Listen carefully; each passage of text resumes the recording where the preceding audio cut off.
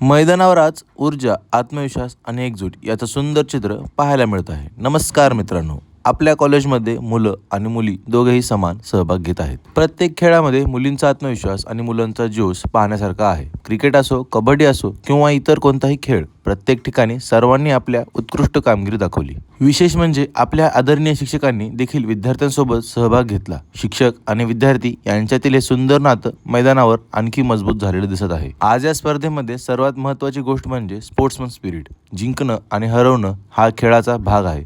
पण हरलेली टीम सुद्धा कुठलाही राग न ठेवता, वाद न करता विजेच्या संघाचा मनापासून अभिनंदन करत आहे. हीच खरी क्रीडा भावना आहे. आणि हा आपला अतुलदा प्रत्येक कोणताही गेम असो त्याचा पहिला नंबर तो काढणारच. आता उरले होते फक्त 2 गेम ज्यांची फायनल मॅचेस बाकी होते. तो म्हणजे व्हॉलीबॉल आणि क्रिकेट. मुलांचा गेम सुरू होता, मुलींचा होता. आपला शुभम भाऊ कॉमेंट्री एक नंबर करतो आणि आपल्या मुलांचा गेम सुरू झाला होता.